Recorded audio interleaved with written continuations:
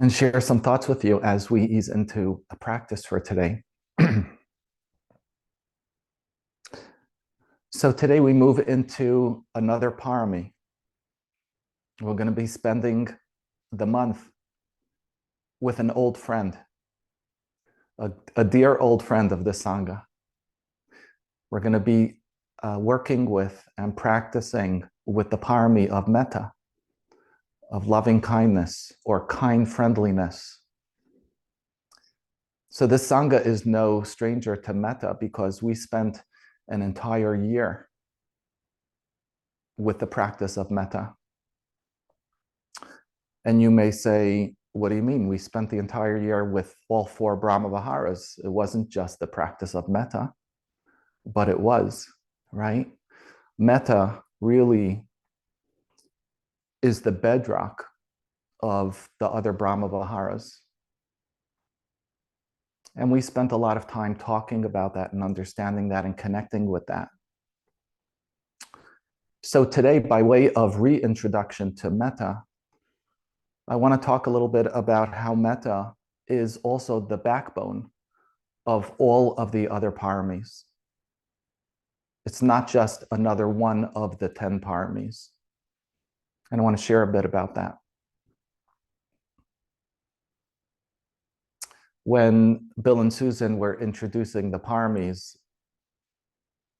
months and months ago, there was this great quote from Susan that really stands out for me. She was talking about the goal and the purpose and the benefits of the paramis. And she said, we're training our hearts to not be fickle with goodwill. I love that. For all sorts of reasons, our hearts can sometimes be a little bit less than generous, a little bit less than unconditionally kind and accepting and understanding and giving. Not because that's the natural state of our heart, but for all sorts of reasons. The stresses in our lives, our conditioning, everything that we know and relate to. So the paramis are a practice that is primarily off the cushion. It's a way of seeing the benefits of this practice and of this tradition in our lives. And that we approach the practice on the cushion as an understanding, as an approach of cultivating and deepening and strengthening these qualities of heart and mind and ultimately of action, of deed, so that we have them available in our lives, in the entirety of our lives, off the cushion.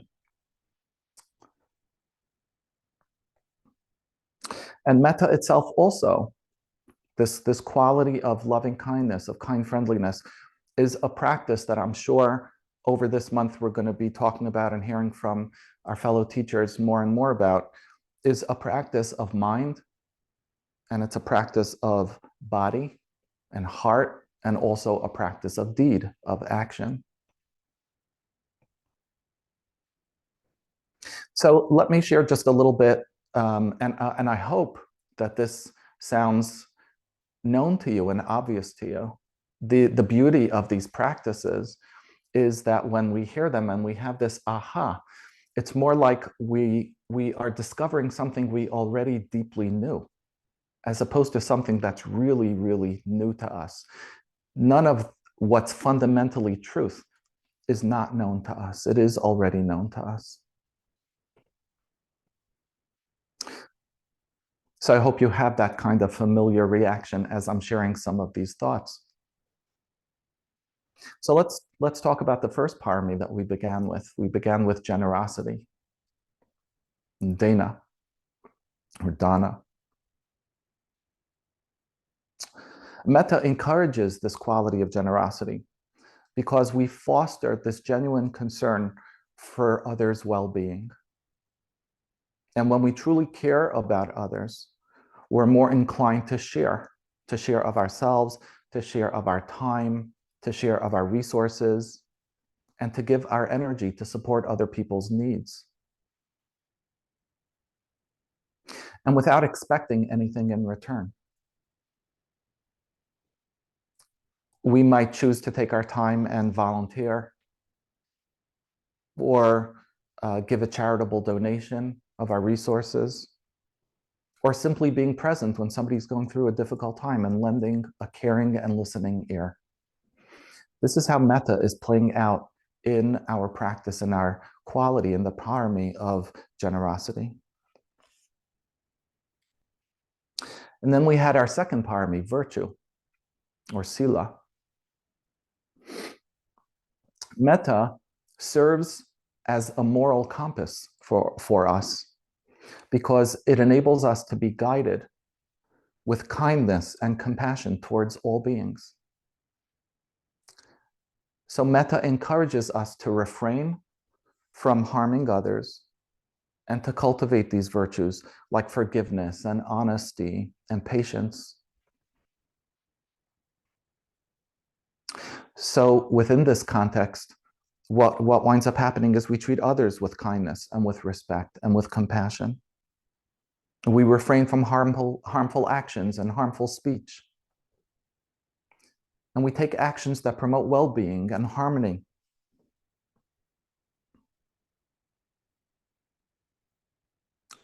And then we had the third parami of renunciation.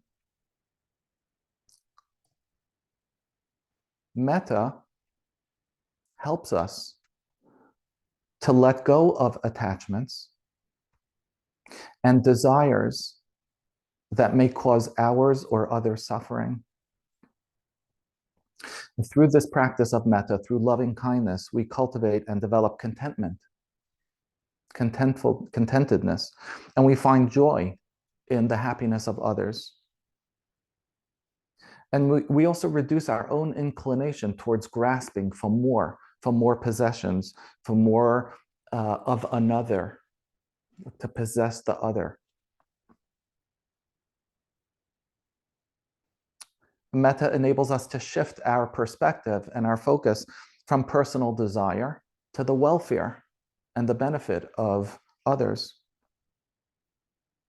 In this practice of renunciation with metta, with the heart and the soul of metta, we may choose to simplify our lifestyle. And we may choose to reduce some of our more materialistic pursuits in order to contribute more to those that are in need, or in order to spend more quality time with those that we love and we care about. This is all renunciation with and through metta. And then we have the parami of wisdom, of panya.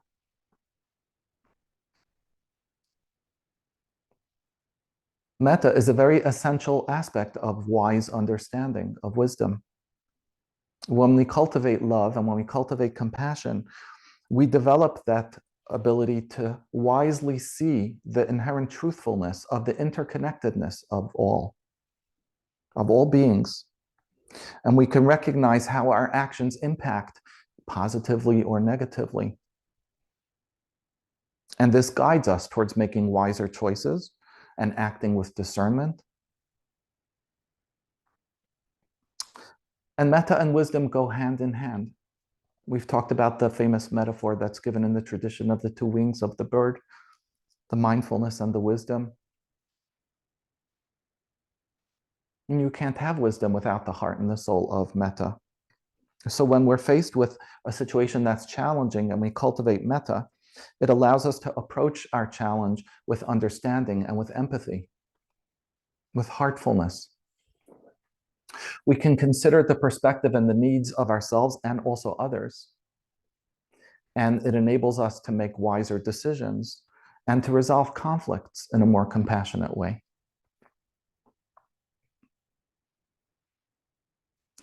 And then we have the parami of effort. Metta provides the motivation to put effort into this development energy, into this development of our spiritual self. And when we care for the well-being of others in a genuine way, we're inspired to work more diligently to cultivate these wholesome qualities in ourselves and to alleviate suffering in the world.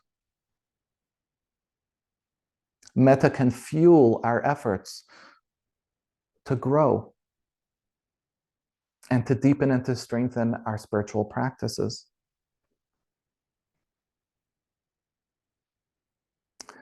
It gives us the effort necessary to overcome obstacles and to develop a more loving and compassionate nature.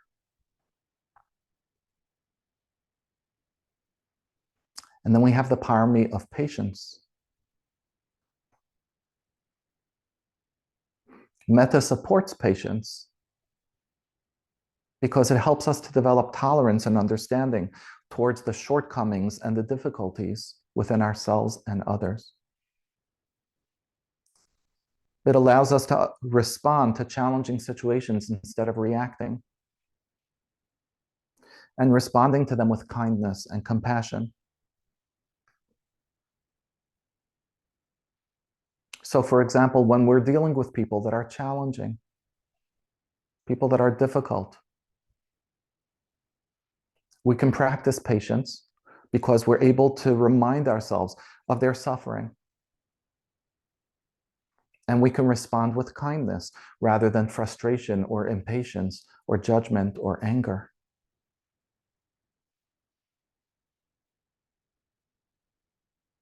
Then we have the Parami of truthfulness. Metta encourages truthful speech because it's rooted, this type of truthful speech is rooted in compassion and non-harm. We're not going to be brutally honest. We're going to be kindfully honest and authentic. So when we genuinely care for others, we're much more likely to speak honestly and skillfully, considering the impact of our words and avoiding harmful speech.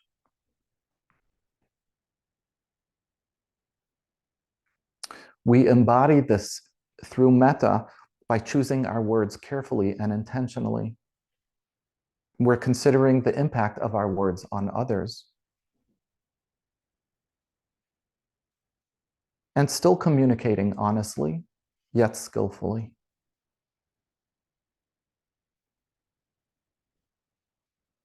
And then we have the Parami of determination. Metta provides us the strength and the resolve to stay committed to our spiritual path. When we cultivate love and kindness, we're less likely to be discouraged by the setbacks and the obstacles that we experience. And we develop and strengthen our determination to continue our practice for the benefit of ourselves and all beings. Metta gives us an inner strength and a resolve to persevere with our goals and our aspirations. So when we genuinely care about the well-being of others, we're much more likely to have a sustainable effort, an effort that has sustainability to it, despite all the setbacks and the self-doubt that we may experience along the way. Because our motivation is extending beyond personal gain and for the greater good.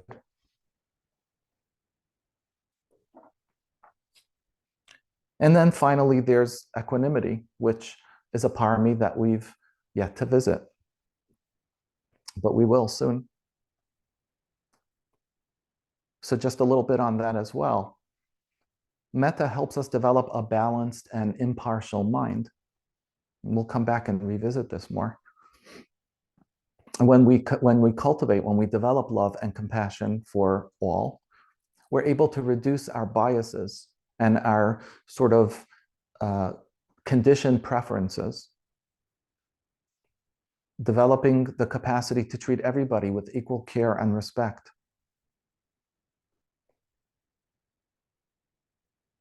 We're able to recognize the inherent worthfulness of all individuals regardless of their background, and regardless of the differences between us and them. And we're able to respond to situations with a balanced and compassionate mind.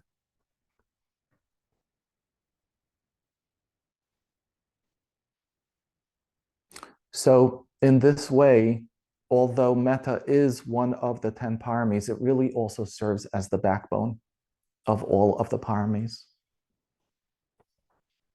And really, all the paramis are very interconnected and intertwined with each other. But our practice, no matter what aspect of it we're focusing on, the action part, the behavioral aspect of our practice, or the mind part, the meditative aspect, the attentional part, none of it is skillful practice without the heart part of the practice. And that's where metta comes in. So this is all just a little bit of a reintroduction to our old dear friend, metta, that we're going to be playing with and cultivating. Yeah. Okay. Thank you for your kind attention. So let's take a few moments and prepare ourselves for sitting. Taking a moment to check in with the body, see how it's doing right now. Shake it out, stretch it out, feel into ourselves.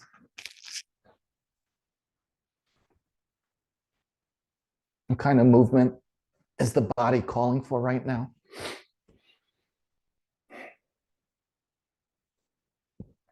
Are we holding our breath?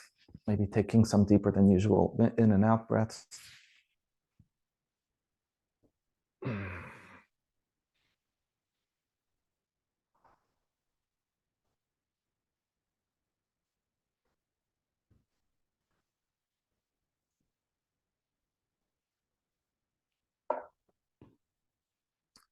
And with no sense of rush, more with a sense of friendly invite, choosing the posture for practice. Whether we're standing or we're sitting or we're laying, taking a moment to set ourselves up to be comfortable.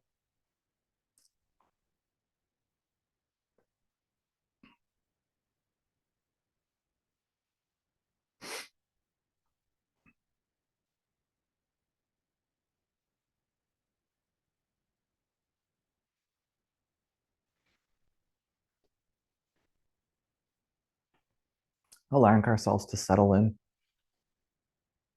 with eyes open or closed, whatever feels supportive.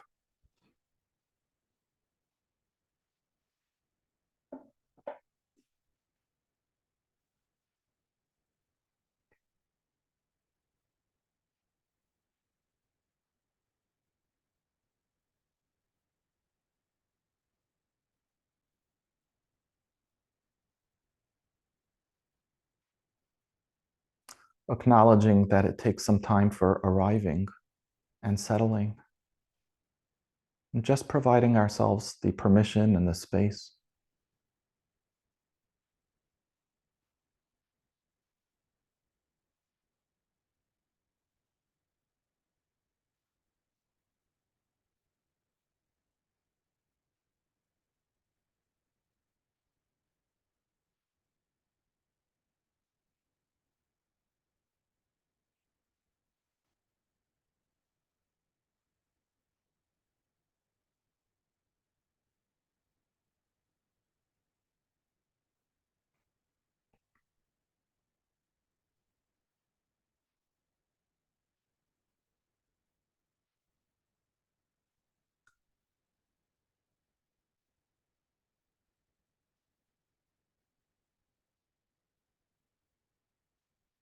Maybe checking in consciously with ourselves, welcoming ourselves, saying to ourselves, hey, buddy, or hey, sweetheart, or something like that.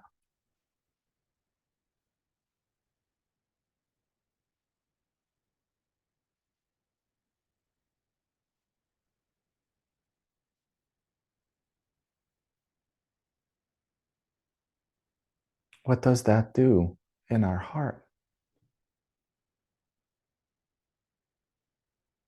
What does that feel like in the body?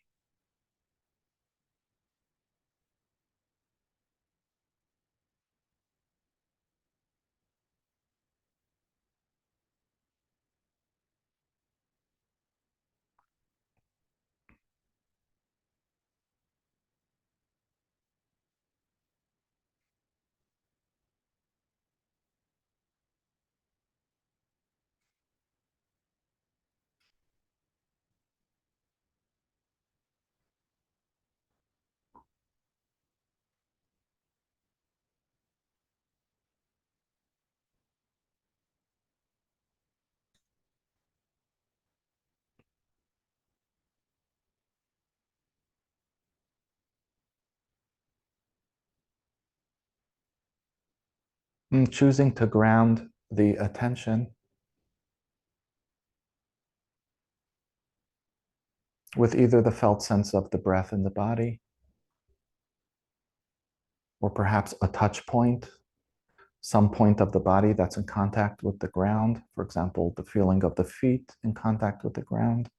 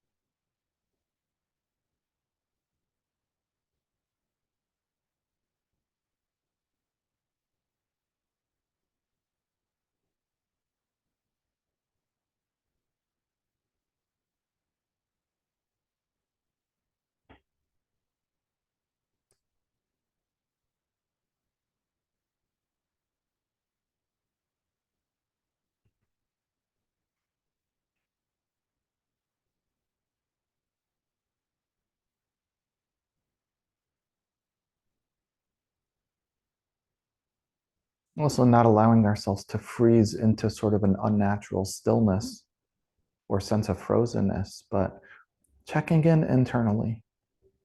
How's it feeling in the sense of breath?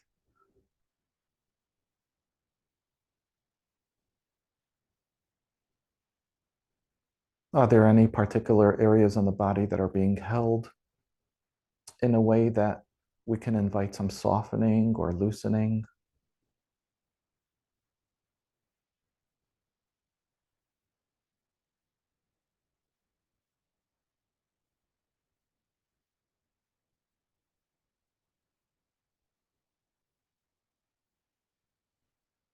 Paying particular attention to the chest and shoulder, upper back areas, as well as the little muscles on the face.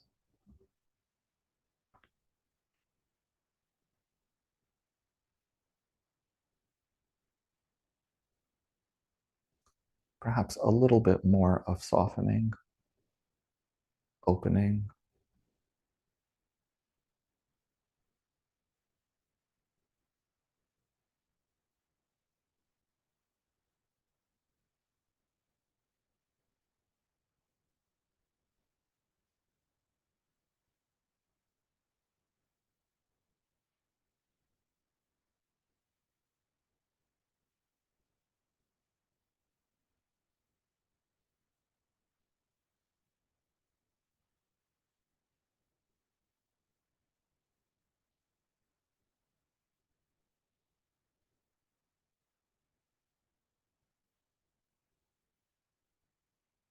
If there was any point as I was sharing my words earlier, that something was shared that gave you the sense of connection with this quality of metta, of kindness,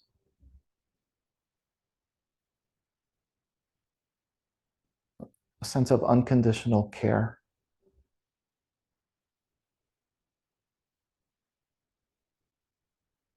or love.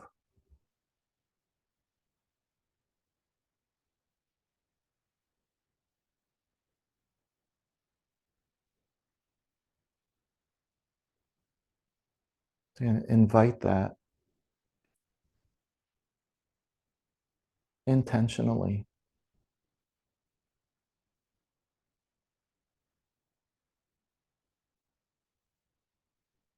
as a felt sense experience in the body and in the heart mind. Not so much as a particular thought or idea, but what that feels like.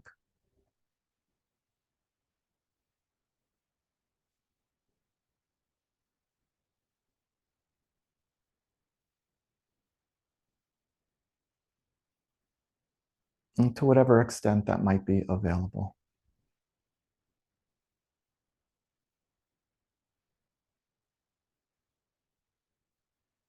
without trying to pull for it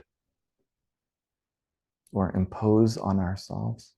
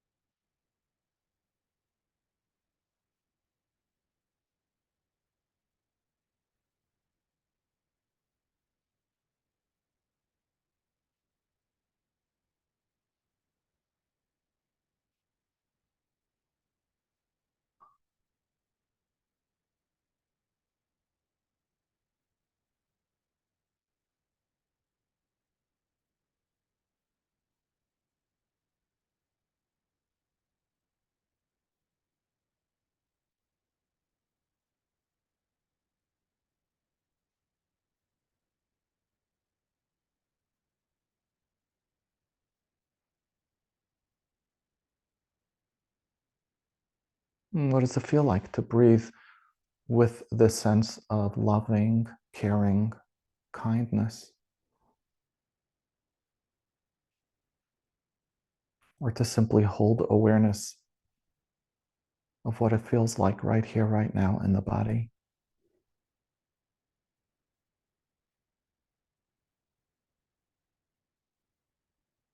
As if we're wearing a pair of glasses and the lenses are lenses of metta.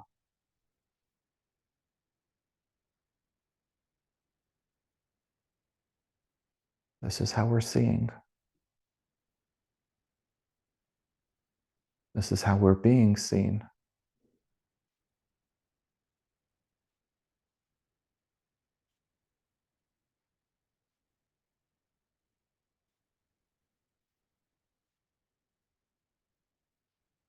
It's how we're hearing and feeling.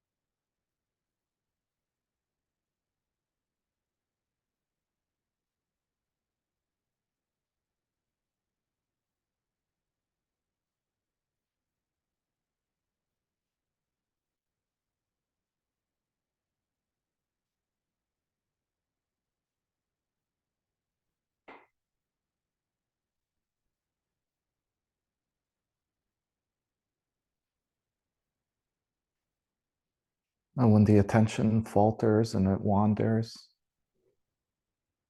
seeing this too through the lens of kindness and care.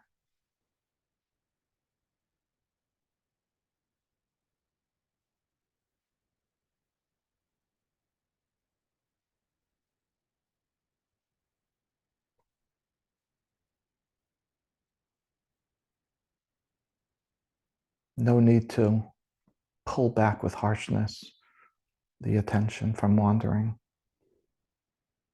It returns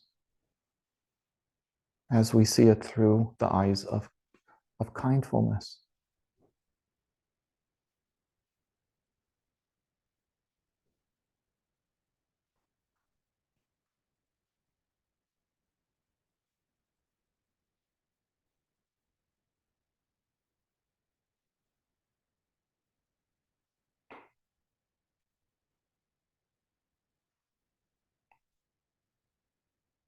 Wearing these lenses of metta in and of themselves allow stilling of the mind and settling of the body.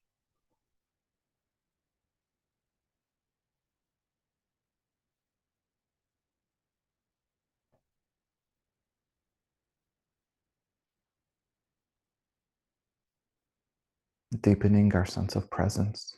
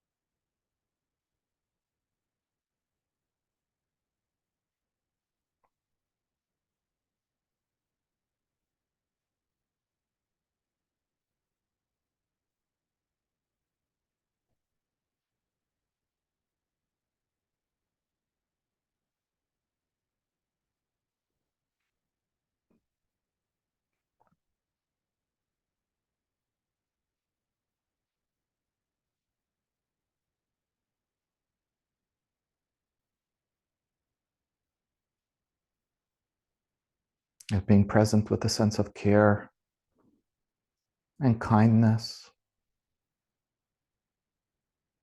is a stretching practice for the heart mind in its own way and in its own time.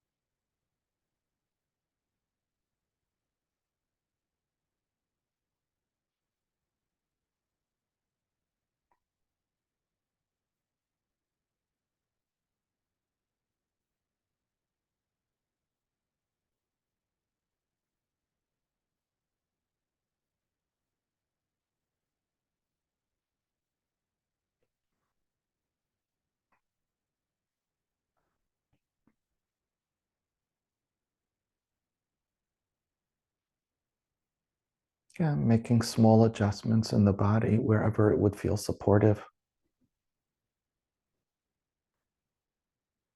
to loosen and to soften.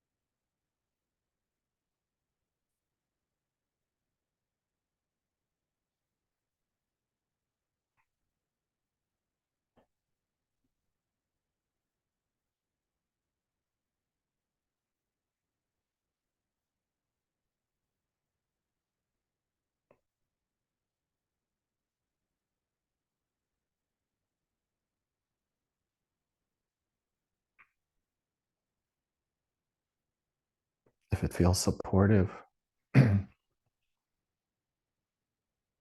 say to ourselves, just this moment, right here, this breath, this moment.